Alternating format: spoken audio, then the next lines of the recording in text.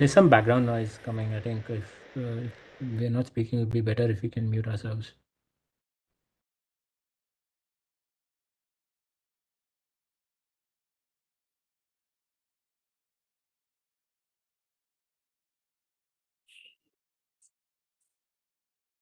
Dear delegates, it gives me great pleasure to invite all of you here for the third edition of the world's largest fintech fest, the Global Fintech Fest, which is being organized by the National Payments Corporation of India, the Payments Council of India, and the Fintech Conversions Council. This edition of the fest has been supported by the Department of Economic Affairs, RBI, and the IFSCA. Thank you all for joining us. We would also like to thank our partners, our platinum partners, Google Pay, PhonePe, Visa, M2P FinTech, MasterCard, Falcon, and our registration partner, Entity Data Payment Services. Our topic for discussion today is the role of artificial intelligence in credit lending. We are glad to have an esteemed panel lineup for the same. We have with here today our moderator, Mr. Singh Jaini, Founder and Chief Executive Officer, The Digital Fifth, Mr. Piyush Gupta, Chief Data Scientist, PayU Finance, Mr. Badal Malick, Co-founder, KarmaLifeAI, Ms. Meghna Suryakumar, Co-founder, Crediwatch, Mr. Anant Deshpande, Co-founder, Finbox, and Mr. Yashoraj Tyagi, Chief Technology Officer and Chief Business Officer, Cashe. Before we start the discussions, I would like to intimate to our audiences that we are going to have a small question and answer round at the end of the session. So please feel free to post in your questions on the chat window. And now please join me in welcoming this esteemed panel. Over to you, Mr. Samir. Thank you for inviting us and hosting us. Thanks a lot. And thanks to all our esteemed panelists. I think I got a sort of chance to talk to you before the session as well, and I've learned a lot on what you guys are working on. I think AI has been there for now, maybe in our minds and hearts for maybe 5, 8, 10 years, right? But we've not seen much results in other than what we get to see in last few years. It was a myth that it will happen, someday it will happen. And remember the days where everybody said that their company was AI/ML based companies and AI/ML powered companies, but they had no data, right? 100 transactions done in a month, and we are talking about AI/ML. But the fact of the matter is that the country also has moved from I would say, from a data deficient country to a data rich country, right? So we have enough data available of all kinds, all types, from a UPI to mobile data and everything else available. Now, of course, GST data available. So there's so much of data available that you can actually triangulate so much of stuff and bring things to the fact, right? So I think we've seen on the credit side a lot of use cases. Of course, there's focus always on underwriting and more underwriting, but there are use cases beyond that as well. We've seen early warning system. We also talk about how do you ensure that you manage frauds well through the process. The transaction size and the quantity has increased. So while quantity of transactions increased on credit side, the amount size has almost become like a payments, and you need to manage frauds there. So a lot of action there. I think we will have the first round of discussions. We will talk a bit about underwriting and some of the similar stuff, but we'll then get into more interesting stuff which our founders here are doing this area. I think before we start, I think maybe I'll request maybe Yashoraj to start and give a quick view on just introduce himself and give a quick view on the topic itself, and then we'll go further. Thanks a lot, Samir, for the introduction and for setting the context. Really glad to be here in this esteemed panel. So thanks for having us here. And so by way of introduction, I'm Yashoraj. I lead tech and business at Cashe. We're a credit-led financial wellness platform.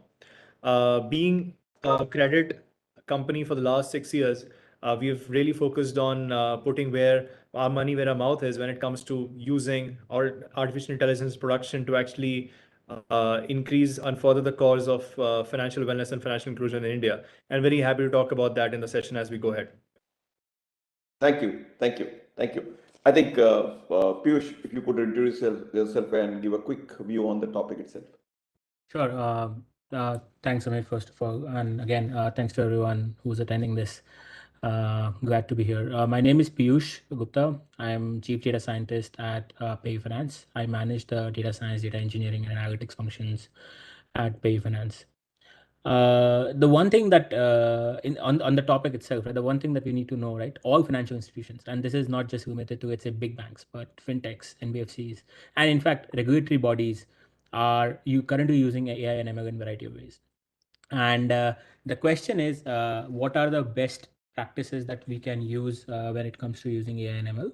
And what are the areas where it can have the maximum impact? So, like, I am personally extremely passionate about financial inclusion, uh, especially in a country like India, right, where financial inclusion is still fairly low. And my focus in Pay Finance has always been around making sure that we are able to give the services and products to the customers who deserve it, and not the ones who already are super banked in some sense. Excellent, excellent. Badal, if you could just quickly introduce yourself and give your views. Sure. Thank you, Samir. It's great to be part of this panel. So we at KarmaLife, we provide sustainable finance or earnings-linked liquidity to gig and blue-collar workers and help them stabilize as well as grow their cash flows. As we see it, the key barrier to this segment's ability to access formal finance is not having the robust data that you need to assess creditworthiness, and there are huge exclusion errors, as has been spoken about. And that's why we have built and are continuously improving an alternative data-driven dynamic underwriting model that is linked to their work and earnings histories, as well as other behavioral variables. So we channel our solution through partner aggregators and employers. We address their worker performance and retention needs as part of this, because financial security directly has a knock-on effect on worker health. And we work today with most digital gig platforms, staffing companies, and now we're increasingly starting to work with more traditional manpower-intensive companies in domains like security, manufacturing, retail, etc. So in terms of the use of AI, we use it for dynamic underwriting and credit allotment, but also for funds management and user experience optimization, where we predict the usage patterns and manage float for instant access, for example. And now we're starting to use it in our collections process. I look forward to kind of delving into that in more detail. Absolutely, we'll definitely go there. Meghna, quick views on the topic, and you can introduce yourself as well. And maybe everybody knows you, right? You've been doing this for so many years, right? Superstar. Yeah. Thanks, Samir. So hi everyone, I'm Meghna Suryakumar. I'm the founder and CEO of Crediwatch. What we do at Crediwatch is we democratize access to capital and growth opportunities for SMEs. We do this by using the power of artificial intelligence and machine learning, and we help lenders and businesses make effective decisions and price risk using the Crediwatch platform. Our mission and vision is to help 60 million businesses realize the dream of having their working capital requirements to be able to scale. One of the reasons why we focus on using artificial intelligence, machine learning, is mainly because if you look at the landscape of 60 million businesses in India, they're traditionally data thin businesses. So it was quite challenging for us to be able to use the power of alternative data, like businesses like Badal's, which have done so successfully, to use the power of alternative data to make files thicker, right? That's kind of what we focused on. And from a technology perspective, I'll talk about it a little more as we go through the session. We kind of have built this thing called knowledge graph, on the basis of which we built a lot of models, which powers different use cases for lending. One would be to come up with an alternative risk score for thin file businesses, which is our trust score, and the other is our early warning system. So that's kind of our take, is instead of building, just building a database and using AI ML, we've built a knowledge graph with about 300 million nodes, on the basis of which we built models to be able to effectively price risk. Fantastic. And Anant, you are the only guy with your branding right there, right? So I think good to hear your perspective. Even cover further up, right? That's interesting, right? So yeah, so maybe Anant, you can quickly give your views on the topic and introduce yourself. Sure. Hey, hi Samir. Thank you so much for having me on this panel. It's great to be with this esteemed panel. I'm Anant. I'm one of the co-founders here at Finbox. Finbox is now a 5-year-old B2B lending tech company. We're disrupting embedded finance through our full stack infrastructure, as well as our proprietary credit intelligence products. of course, credit intelligence, means, deep use of AI as well as ML to help our lender partners evaluate their incoming borrowers sharply in real time and at scale. Finbox today helps its lender partners evaluate about 25 million borrowers every year, out of which 40% are new to credit. So this through this venture we also help ourselves realize our goal and realize our passion of driving deeper financial inclusion. Um, and yeah, we've driven this through our proprietary credit scoring models. Meghna also hinted at similar products. We've built something called as Finbox Inclusion Score, but of course it's not just underwriting. We've developed product across the value chain. Be it fraud mitigation, cross sell, and collections. Looking forward to talking more about on this panel and on this topic. Thank you, Anant. Thank you. So I think as we go deeper into underwriting and early warning in other areas, Piyush, PayU Finance is a leader in digital finance, and you have worked with so many entities. I remember speaking to Prashant long back, and the kind of thought process he was talking about, how you guys are using underwriting, clear data, and all the insights and all. I think it was far beyond I had seen. I'm talking about at least 4 years, 3 years back during patience days, and I'm sure the technology would have evolved further. So I think if you could give us a quick specific use cases where data-led innovations in product services have come up, and how you sort of built it up and how you've scaled it from there. It'll be good for us to understand because you work really at scale. Sure. Thanks, Samir. Actually, so see, some of the most obvious use cases for the usage of AI and ML are a utilization of big data, for example, to improve credit decisioning. And it's not just the data that is available in traditional sense, but alternative data, as maybe Meghna spoke about or as Badal talked about. But there are additional areas, right? Like you talked about. There's improved security. There are process improvements. For example, video KYC. You can do customer point verification without actually going to the customer's house. You can do identification of fraud or any irregular behavior. Like you can look at bank statements, you can look at payment patterns, you can identify that. One big area where I think we still haven't done a very good job, especially in this country, is around personalized marketing. Like we do get a lot of personalized marketing messages from Amazon and from Flipkart, but I don't get so many from my banks. And then usage of NLP for like a much better customer service. Like our customer service right now is still not at the level where like the customer service of a lot of MNCs are there. But one additional area which my fellow panelists also talked about, and where I think some phenomenal work is happening, and within this group itself, there's some phenomenal work is happening, is an area which is called financial inclusion, right? And especially for a country like India, where digitization is a fairly recent phenomenon. Internet availability at a mass scale also we started a few years back. We didn't really had the internet penetration at that point in time, and the credit penetration is extremely low. Like if you look at developed countries and compare them to developing countries, one of the big metric would be around the credit penetration.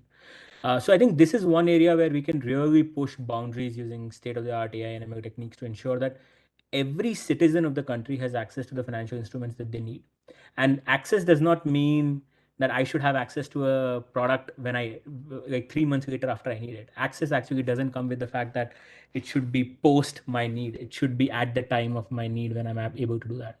And at PayU Finance, we have done this through multiple ways. We have innovated through products. We have innovated through BNPL products, checkout products. We have innovated through instant loans. We have innovated through general personal loans, and how to look at a customer more holistically. Like usually you would look at a customer only from a bureau perspective, or only from a cash flow perspective, or only from a social perspective, or only from like one data set point of view perspective. But what if you actually get to know the customer from all perspectives at the same time? Maybe I don't have phenomenal bureau, but I have phenomenal cash flows. Maybe I don't have phenomenal cash flows, but I have phenomenal bureau right now. How do I serve the customer individually, and how do I serve the customer with a personalized information is I think where there's a lot of work happening. You're on mute, Samir. Question, which was not on topic. Typically, data scientists are difficult to work on the business side. I've seen a lot of fights happening. So, how do you manage to pull this off end to end? Just a side question, not to take too much, but just a quick view. Sure. See, data scientists are notorious to be people who would work maybe alone in a single room and not really worry about businesses from that matter. And I hope that's where people like me and Yashoraj and others who can actually provide that bridge. The second thing is that we do have a very good session, not just from myself, but from a lot of leaders in the company who are able to provide the level of impact that a single model can provide. If you're able to like if you do a new product, and if that product is for a couple of million of users, a single feature in that product can certainly uplift a majority of the customers, and that's where I think the power of AI and ML comes through. They may take longer to develop, they may be harder to manage, they may be difficult to understand, but a single model can basically take if you have a pre-approval program, can take it from a few million to tens and hundreds of million, and the impact of it would be many fold. uh, how you can integrate data scientists along with business people, I think it's an ongoing research, not just in my head, but in probably around the world. I think there needs to be empathy on both sides, and that's the only way I think we can get people from both sides to get to work with each other, and that's what we have done. Phenomenal. And wherever I've worked, I've found it. A lot of work has to be done up from both sides so that they communicate. नहीं तो बोलेगा my model is not. I have given it to them. They're not using it. It's their problem, right? And I'm not getting feedback. But that's okay. Let's continue. Let's continue. That's where people like us have some role to play, right, as a consultant. So let's move on. So, Badal, I think from a Karma Life AI perspective, and your name already has AI, right? So interesting. So I think you've launched AI powered platform for create to workers. Now, the most difficult part of this activity is that availability of data, right? And that also in timely basis. So how do you get this data? How do you aggregate it? And how do you build a the decision engine which works on literally on the real time? So how has been the journey of building it up? Sure. Sure. And before I just go there, Samir, just wanted to chime in to some of what Piyush and the previous speaker spoke about. So when we are focused on low-income workers, right? And within the financial inclusion broader mandate, these are folks who are actually, they earn and they spend, so their cash flows here, right? And they still have kind of massive issues accessing credit. When we did research upfront before we started, we noted that 75% plus have recurring, period on period shortfalls, right? Just in terms of paying basic bills, right? So that was kind of the genesis and the motivation for us to focus on, very small ticket, short cycle credit, which is where we start. And I'll come to that from a risk standpoint as well. But you're right. I mean, so we were one of the first companies to implement a B2B2C model in this space. We were also founded in early 2020, so we were, effectively a COVID child. And partner and business growth initially was slow, and that gave us the opportunity to focus on the product build, right? So our underwriting model is one which is premised on continuous or periodic work data. As we have always found this, the hypothesis has been, and now we can prove it, and I'll talk a little bit around the impact, but it is much more rich and robust compared to, say, traditional markers like, say, bureau scores, right? So we heavily, therefore, have to rely on our partners, employers and aggregators. Now, along the journey, I'll just kind of, talk about maybe three points along. First, we were blessed with a large and solid anchor partner or partners, right, who helped us build the initial product. And during this time, we ended up spending a lot of energy and focus around understanding, platform work data, what it entails, how to effectively capture, clean, use it across systems and formats.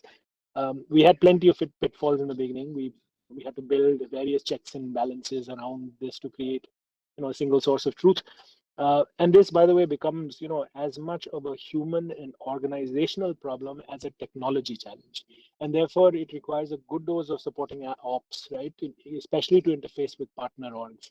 But tech and data focus, I think, we believe it is critical to scalability in a model like ours. So that's number one. Number two is, we had initially toyed with a line of credit, but then we quickly realized that we needed to build an earned wage access as a base engagement product where risk can be capped by accrued earnings, right? Because that then allows us to access user data, understand work patterns for deeper risk category. And so we pivoted and we, kind of focused on that. And luckily for us, others, gave this market, gave it prominence in India. And so we were quite happy to be a second mover in that sense. But now we have become, I think, the country's leading EWA provider and work with both high growth startups as well as, listed companies. So that's a second point I wanted to make. And then lastly, in terms of the decision engine and how we, that is a continuing work in progress. We now have earned wage access, we have line of credit, and we have now 3 to 6 month installment based loans, which are obviously riskier. And we're talking again about a segment, so we built and optimized for the gig segment where, churn levels are, astronomically high. So we typically will ask for a much longer data exhaust to train and validate the models with any partner.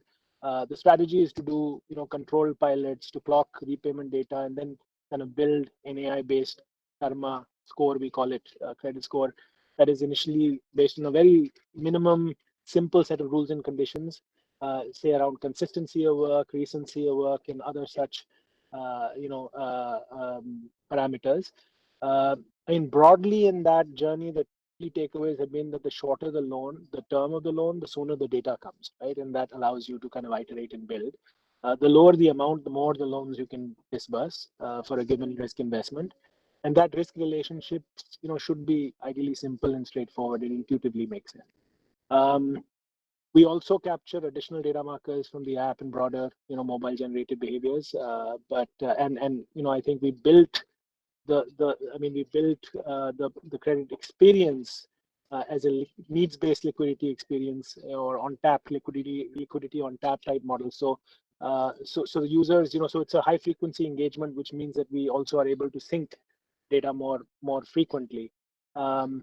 I just wanted to end by talking a little bit about some of the data. So we started to analyze the data, right? And so, for example, we took, let's say, a random sample, a large sample of say a partner workforce, and we assessed a few metrics, right? So you take inclusion, a credit score based, an exclusively credit score based model would deem 60% of that segment as non-credit worthy, right? 12% because of no information, 48% because they were too risky, right? Whereas we were able to cover 88%, just to give you a stark comparison. Second, it's not just about coverage, but it's about prediction efficiency. We saw a 7x. But we'll run short of time. Otherwise, Okay. I just want us to be conscious. Sure. Maybe just make Sure. it. So, I mean, inclusion, prediction efficiency, and then, so basically what I'm saying is that we saw very quantified, validated, efficiencies vis-a-vis credit bureau scores. And that kind of, validates kind of what we're doing. There's still a lot to be done ahead, but I think it proves that this model is the way to go forward with this segment. No, absolutely. I think these kind of segments can only be solved with a lot of data, right? Otherwise, we'll keep hunting for bureaus and nothing else will come out, right? So I think on the other side, Meghna, you are also working a lot on the trust score, which is completely a new product or maybe a product which you have been working and honing, improving all the time. So maybe you can quickly give a view on how you've got on board building it from a data perspective and analytics perspective, and how is it helping the market as well? So quick view will be very useful. Sure. So, if you look at the landscape, only 0.1% of these small businesses have a formal credit rating. And, there's only about 50,000 credit ratings in the market today. And we felt that that was one of the crux of why small businesses are not able to get loans at an effective price or at a good interest rate. It's because they don't have a formal credit rating. And it's too expensive for them to probably get one. So we kind of looked at the problem from the perspective of why would not a business want to get a credit rating and what's an alternative. And that's kind of where we built the Crediwatch pillars of data. So we essentially use 3 pillars of data, right? What we use, private data, that is, data we get from lenders. We use data from public sources, and we also use data that we get from businesses, consent-based data. And these three data sources form the entire, infrastructure, the data infrastructure for all of our different models that we built. For both the early warning system, where we're able to help lenders monitor borrowers post dispersal, and also for the trust score, right? Kind of came from the same base.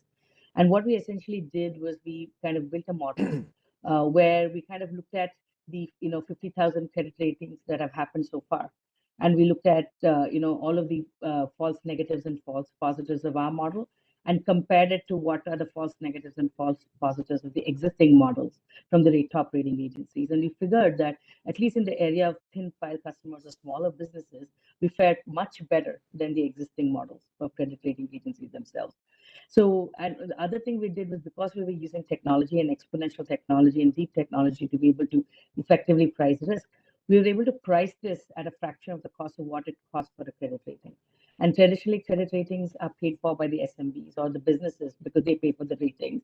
But the way we brought down the cost in such a manner, now instead of the issue of paying for the rating, lenders are able to pick up this tab, and keeping in mind the new digital lending guidelines, where all of the cost, I think, needs to be one single bill to an SMB, which is basically in the form of the APR, and all of us will have to then get a part of that pie from the lender who we support. From that perspective, the cost disruption that Crediwatch has done in terms of coming up with a score that would help effectively price this for 60 million businesses in India using these three pillars of data would kind of help really solve this problem at scale. So that's kind of been our approach. And we've seen, a pretty good success in terms of adoption in the industry, where we have lenders even using some of our scores as an alternative to ratings because they're thinner file customers. Fantastic, fantastic. I think power is when it is used properly, right? And which is good. I think you've seen a good growth there. So Anant, you work across in embedded finance. You work across areas, right? In paper, it looks great that you are working across data points and all, but reality it comes very difficult, right? I mean, we work with so many industries from a milk perspective, from fuel perspective, and all data points are different. And when you try to put embedded finance, it does get very difficult. So how have you built this? Sort of embedded finance framework with these diverse data points, and how do you do underwriting? Because these data points, for example, milk data point, how do you insert into, I mean, how much milk pouring has happened on the platform? How do you put it back into the underwriting data of the lender? So it's complicated. So how have you built it, and how you progress in this journey? Sure. Yeah, you're right, Sameer. I think the one core requirement for any good underwriting or decisioning system that leverages ML or AI is that large volumes of data are required about each individual to um quantify uh, each and every aspect of their behavior that could lead to a more risky or less risky or safer behavior. Um, to that effect, we've leveraged multiple sources of information so far, and these include, of course, bureau data. As we know, are de facto the most let's say commonly available and formal source of information about individual small businesses. And bureau actually is quite underutilized. When we look at the broader lending market, not some of the lenders do use it really well, but mostly we see that there is minimal to in a way very simplistic usage of bureau information. Such as putting just cutoffs on raw bureau scores, which doesn't help because those are generic scores and not necessarily tailored to individual lenders population. So we've really went into great depths on the bureau reports and all 4 bureau reports. So we are also now a specified user. So we have a way to access credit bureau reports. So we go to the trade line level information of each individual. Then apart from this, there is banking data. our proprietary banking data connector is called Bank Connect. It helps users to share their banking data via PDF through internet banking or through our partner account aggregator. This gives us a lot of transaction data. There's been a talk of flow-based lending for a long time. I think Finbox initiated flow-based lending. When we built our first transaction data-based underwriting model and our first set of scores, the financial inclusion scores, based on transaction data. Third source of information is anonymized smartphone data. I think this is one of the most powerful sources of information that empowered Indians that are digitized can easily share with lenders to get access to financial services. Of course, that also makes it the source of data which is prone to most misuse. But nevertheless, we've believed in the power of alternative data, especially data coming from smartphone, and we've created these big data pipelines through which, as of today, we receive 2 billion data points every day, about 2.5 million users, and convert that into a highly predictive set of underwriting parameters like income stability, source of income, then credit behavior like loan stacking or non-repayment,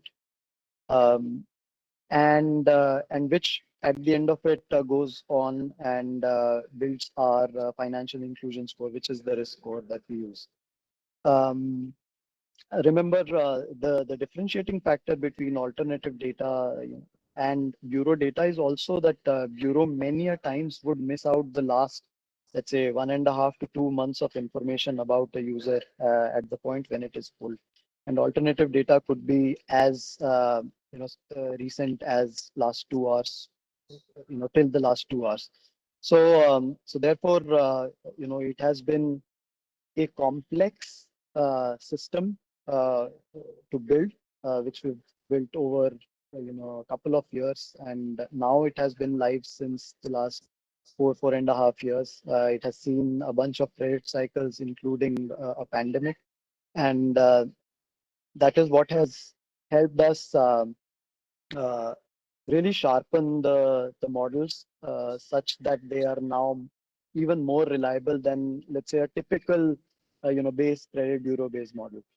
Of course, we owe it a lot to our lender partners who put trust in us, faith in us, and they shared feedback information for us to really build and fine tune these credit scoring models. For typically in an we also have built the full stack underwriting system, and it works simply on the basis of um, uh, trying to capture the maximum information that is available for a given user at minimum cost possible.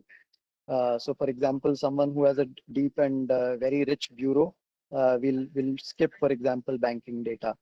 And what this has led to is a very healthy funnel, because the less you ask for, the more people are able to pass through the funnel.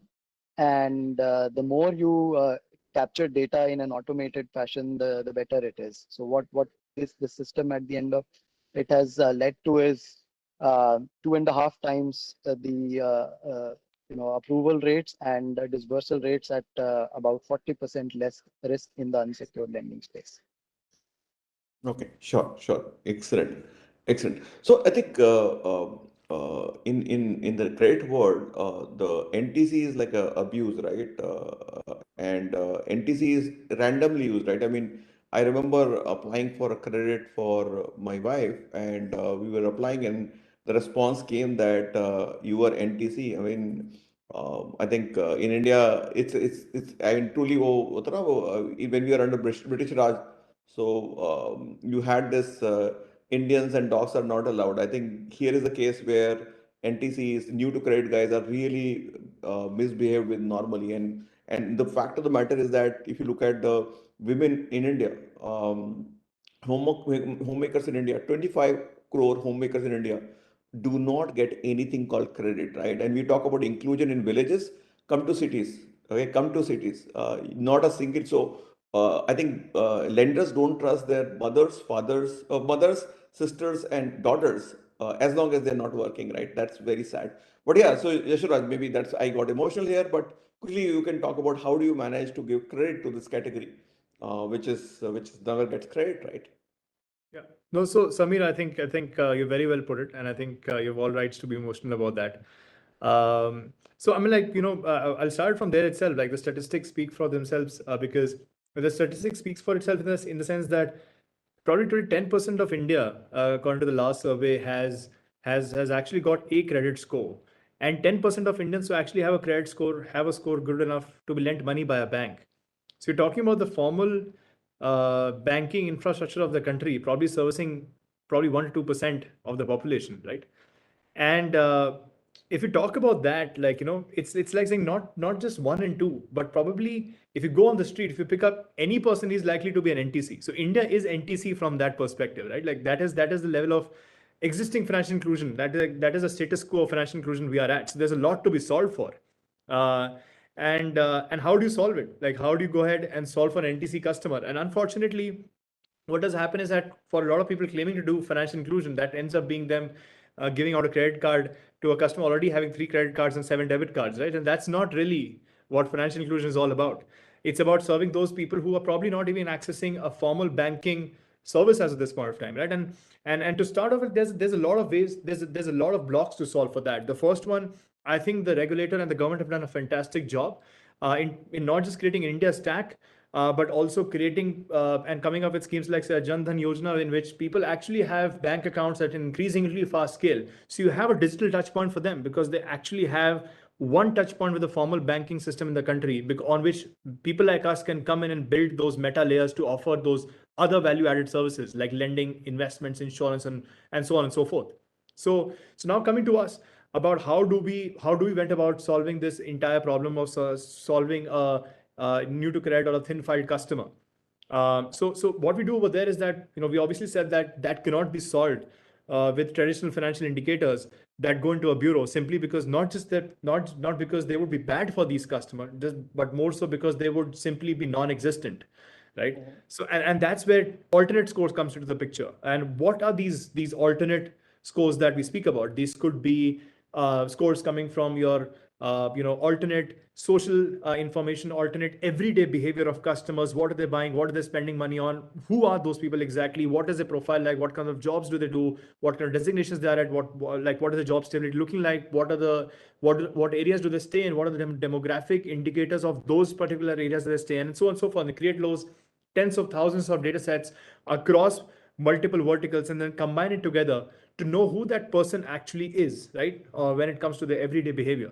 And that's what we create. That's what we used and created our own proprietary and patented algorithm, which we call as a social loan quotient. That how does your social behavior indicate a quotient about how your behavior with respect to lending or credit can be, right? And that's what took us a good 2.5 years to kind of put it out there and perfect it. And now we've been using that in production to give out loans to these NTC customers. And it's remarkable how once you put that trust in them to give them that first line of credit and first interaction with the banking system, how well these customers can perform, provided that you have got your filters right.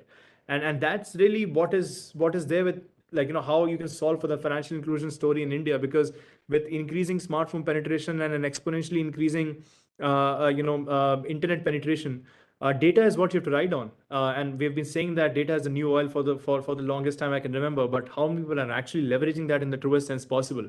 And I think that using alternate indicators, completely alternate to your current financial behavior, and using AI models which will take their own time to, like, kind of get fine tuned and customized, and then extracting behavioral insights from them with respect to how people are supposed to behave with respect to credit is really something that I think we have really doubled down on, and I think that that's really proven very worthwhile for us. So that's what I'd like to say on those lines. Oh, fantastic, fantastic. I think if there are any questions which have come across, it will be useful for us to pick it up. So maybe from an audience perspective, if you have anything else, please ask questions. I will ask this panelist here. I would appear to be knowledgeable on AI/ML, but I'm actually just leveraging their knowledge and just passing out here and there, right? So I'm just thinking on how it is working on the ground. But yeah, I know that when we're trying to work with our clients on deployment of these kind of tools, we do face a lot of problems. And maybe a side question. So typically, maybe Yashoraj, this is back to you. How does a CBO tell CTO that you guys should be doing better, right? Because both is you. So actually, I think I would answer this question by going back to your previous question to show that probably data guys could be good to work with. That's just to enforce that belief across the organization. But to be honest, I think that there has been a very surprisingly, and that too, there's been a gradual blurriness in the boundaries between these kind of roles, because in companies like ours, which are fundamentally tech-driven companies, business partnerships and new products that you create to increase business are all at the end of the day tech-driven itself. And so I think it's like it's those lines are getting blurred at the end of the day. It's a good idea for that to be, because these are not disjoint things in the organization. They're all working towards a common goal. And I think that I'd not take much time, but I think that this is what it is all about. And business at the end of the day needs to kind of not just sell tech products, but tech needs to create those products that actually drive business, right? And not just be an R&D lab sitting in one corner of the company, experimenting on some stuff. And that this really kind of brings home to that point. And to your question, it's the best thing ever to kind of come back home at the end of the day for the CTO to tell the CBO that you've done a great job, and more so when they're both the same person. So yeah. So the other issue is that now a Malick is there, right? So business I cannot tell tech, right? You're the same guy. But anyway, so I think But fast decision making. Yeah, Very yeah. fast decision making. Fast decision making, I'm saying. Yeah. Absolutely. So we are running with a very short period ahead. We just have maybe 8 minutes ahead, right? I think 25 minutes is when. So I think what I will do is I'll leave this thread a short 1 minute response from each one of you. And I mean 1 minute, okay? I really mean 1 minute, 1 minute. So I think the question I have is that on one side, the data is increasing at dramatic level, right? And new insights are coming and you're getting all kind of inputs out there and tools are great. And then you have important, powerful, and complicated regulation coming in, right? It's root of -1. You can't figure out what to do with it at times, right? Delete the data, right? They're talking about deletion of data at will with the customer. So maybe a quick 1 minute insight from how the innovation and the new regulatory framework, which has just come alive on 2nd of September. In fact, just a pointer from my side, I was not into regulation till I was a banker. In 5.5 years, I have read more regulation than anybody else would. So I know every regulation by line. So I think quickly, I never wanted that way, but what choice do we have, right? So Piyush, maybe you could quickly 1 minute spend on regulatory change. How do you deploy in this innovative world? Just 1 minute. Oh, you are on mute, Piyush. I was saying, see, the way I see this is very simple. How elated or pissed you would be if it was your financial data that was at the shitstorm that is there, right? It's like if that is the core belief that you're working with, then I think you are able to answer all the questions that regulations are coming with. Having said that, AI and ML and its usage for consumer financial products is one area where I think there is a need for open collaboration, not just between different banks and fintechs and NBFCs and consultants and service providers, but also between these companies and the regulatory bodies. I think if we do not have those lines open, this particular area, which is very new, which is very disruptive, and is fraught with biases. I think a lot of the people here actually talked about data itself, but we don't really talk about the biases that are inherent in the data. Your AI and ML model can be as great as you want to build it, but if the data inherently is biased, and if you're not careful about that, uh, that can lead to disastrous results. Like it may not seem so on day one, but it will lead to disastrous results going forward. So I think there's a very urgent and need for a collaboration between how to use these technologies, so that we don't sacrifice the enhanced customer experience, so that we don't sacrifice the financial inclusion that we're working towards, but are also do not have any opportunities to misuse that data or to have customer harmed in any way whatsoever. Yeah. Fair, fair. Fair, but you give all the high level stuff on the ground, so difficult, right? How do you put it back? So it's okay. I'm just saying it's very difficult to deploy because on the ground, how So do you put? I'll probably take another minute, right? So the thing is this, right? No, no, no, So no, no, no. no, I no. think So this we thing know is, that we have exactly you should. 4 minutes left. So I think quick view from your side, Badal, please. Sure. So just stepping back, I think, AI, like most things, is a double-edged sword, right? So, and by the way, just to build on NTC, I think I'd like to introduce a new term, which is SC, S, S, SBC, which is crude by credit. Like there are lots of folks who have actually, have bureau scores, but they've just been given the wrong products, and they are now, fairly, unable. I mean, their credit scores have been ruined. So the point is that we have to look at sustainable models of credit that are truly inclusive and help people build along a progressive ladder. Now, um, in terms of the regulation, I think, I see a little bit of, on one hand, if you look at AI regulation, India does not have AI regulation. And that's because we want to become a global powerhouse on data and AI. And that's a fair objective. On the other hand, you have RBI. I don't think they have said anything on AI regulation, but they flagged it as an issue, and rightly so. But like other panelists are saying, I think it is a slippery slope, and it has to be done with finesse. And just to give you an example, I mean, take the FLDG model, right? I mean, by outsourcing risk to some extent to innovators, I mean, that is the only way we would have been able to build what we did. If we were to take, nobody was willing to take risk, right, for a belief that we had, right? And so, and we can't possibly become an NBFC from the day we start. So it is I think we're going to have to have those discussions and figure out a balancing line that really balances out innovation with regulation in a way that works for the public good. Samir, you're on mute. Meghna, over to you.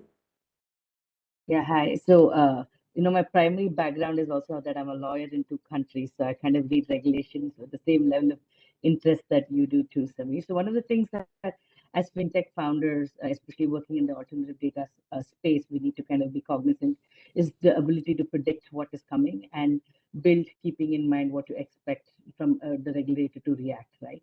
So as long as you focus on building your infrastructure when you're building a solution based on AI and ML and using data on first principles, that way you have good governance, where you can leverage existing systems of governance and infrastructure to kind of look at things like privacy, look at things like discrimination, all of that. When you can build build it on a first principles basis, you could easily scale that and use the existing infrastructure to kind of scale your AI and ML lending operations, right? This is my advice to lenders. And from the perspective of us as fintech companies, when we're using these alternative data, we need to act responsibly. So for us to, especially if you look at ethical AI, right? We have explainable AI, which can basically take out the confusion that's there in a black box model, which can easily give comfort to regulators and to lenders in terms of what kind of things have gone into your algorithm, and give them the comfort to make sure that they're not the discriminatory practices can be kind of flagged.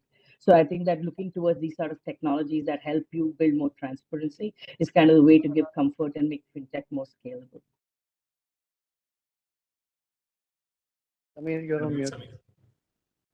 There's a bit of a noise here, so I keep shutting off. But I think we've run out of time. But this is superb session, and I can see the host there, and I have to just shut down myself.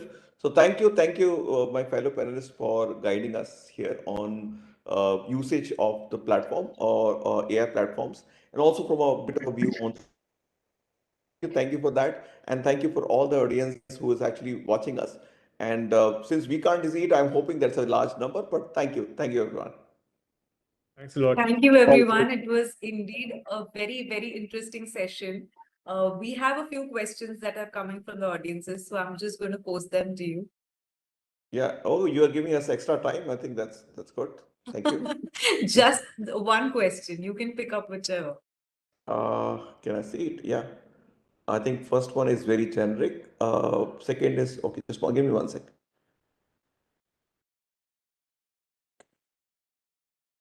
Okay, I'll take it a very crude question, right? Difficult one. Is AI going to replace manual jobs in credit lending industry? I think it will be useful for us to pick this thought from, say, Piyush, from your side. I think it will be good for you because you are working on my side, on this side. So see, I think as it gets improved, yes, some of the basic jobs may get removed, but AI would produce new types of jobs. So I don't think at an overall labor perspective, you're gonna have less jobs to say because of AI. I think some of the jobs that were repetitive in nature and some of the jobs that required some decision making may go away. But then as the innovation progresses and as the technology progresses, new types of jobs would come along in that place. Yeah. And from my side, extremely crude response. Actually, the jobs will reduce. High-end jobs will increase. Top-end jobs will increase. Very low-end jobs may also come up because there's a manual work which you need to do, which you can't do if there's nothing possible. But mid-tier jobs where people were doing the decisioning process and anything which could be cut, copy, pasted, tracked, validated, and which was actually for a small ticket loan or whatever. I think that will go away. So if anybody is in the credit side and doing manual job can be repeatable, or is looking at a very small ticket loan, even if it is still 5 lakh rupees, I think be conscious about it. Your time may be more expensive than the risk ahead, right? So I think this is I mean, digital from my perspective is about also a lot about giving better customer experience, but it is also about automation, and which inherently results in job losses. So if you are in that business of operations, technology, and wherever, and you are not looking at that from a news cycle, you're dead. But do we have more time, or are we done? So we have already crossed our time. We'll have to wrap up the session now, but it was definitely a very enlightening session for all of us. I would like to thank all our esteemed speakers, moderators, and audiences who have joined us. It was a great honor to have all of you here for the Global Fintech Fest 2022. I would also like to thank our partners, our country partner UK FCO and Kingdom of Netherlands, our credit score partner Paisabazaar, our conversational commerce partner Carix, our P2P lending partner Faircent, our VIP lounge partner Cred, and our InsurTech partner Cover Genius. Thank you everyone for that session. Have a great day ahead. Thank you. Thank you. Thank you so much. Thank you. Bye-bye. It's done. Thank you. Bye-bye. Thank you.